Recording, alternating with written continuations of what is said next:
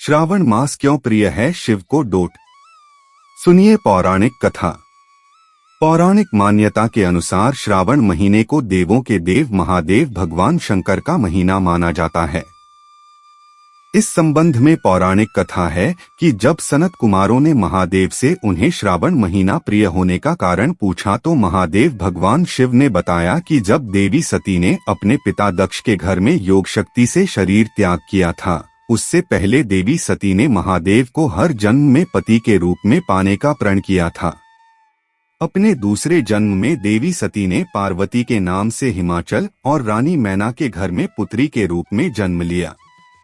पार्वती ने युवावस्था के श्रावण महीने में निराहार रहकर कठोर व्रत किया और उन्हें प्रसन्न कर विवाह किया। तब से महादेव के लिए यह माह विशेष हो गया।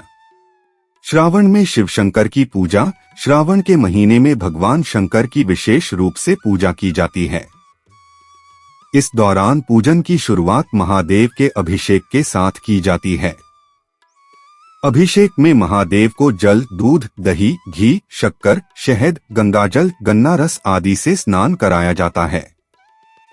अभिषेक के बाद बेलपत्र, समीपत्र, दूब, कुशा, कमल, नीलकमल, औक मदार, जम्बा फूल, कनेर, राई फूल आदि से शिवजी को प्रसन्न किया जाता है। इसके साथ की भोग के रूप में धतूरा, भांग और श्रीफल महादेव को चढ़ाया जाता है। श्रावण में शिव शंकर की पूजा। श्रावण के महीने में भगवान शंकर की विशेष रूप से पूजा की जाती है। इस दौरान पूजन की शुरुआत महादेव के अभिषेक के साथ की जाती है। अभिषेक में महादेव को जल, दूध, दही, घी, शक्कर, शहद, गंगाजल, गन्ना रस आदि से स्नान कराया जाता है। अभिषेक के बाद बेलपत्र, समीपत्र, दूब, कुशा, कमल, नीलकमल, औक मदार, जम्बा फूल, कनेर, राई फूल आदि से शिवजी को प्रसन्न किया जाता है। इसके साथ की भोग के रूप में धतूरा, भांग और श्रीफल महादेव को चढ़ाया जाता है। बेलपत्र और शमीपत्र। भगवान शिव को भक्त प्रसन्न करने के लिए बेलपत्र और शमीपत्र चढ़ाते हैं।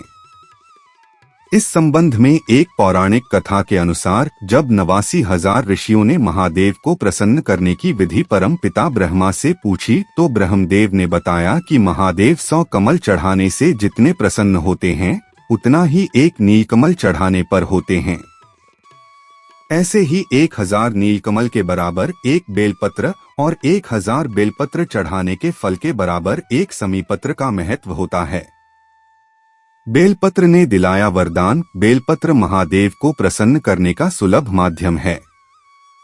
बेलपत्र के महत्व में एक पौराणिक कथा के अनुसार एक भील डाकू परिवार का पालन पोषण करने के लिए लोगों को लूटा करता था। श्रावण महीने में एक दिन डाकू जंगल में राहगीरों को लूटने के इरादे से गया। एक पूरा दिन रात बीत जाने के बाद भी कोई शिकार नहीं मिलने से डाकू काफी परेशान हो गया। इस दौरान डाकू जिस पेड़ पर छुपकर बैठा था वह बेल का पेड़ था और परेशान डाकू पेड़ से पत्तों को तोड़कर नीचे फेंक रहा था। डाकू के सामने अचानक महादेव प्रकट हुए और वरदान मांगने को कहा। अचानक हुई शिव कृपा जानने पर डाकू को पता चला कि जहां वह बेलपत्र फेंक रहा था उसके नीचे शिवलिंग स्थापित था। तब से बेलपत्र का महत्व है।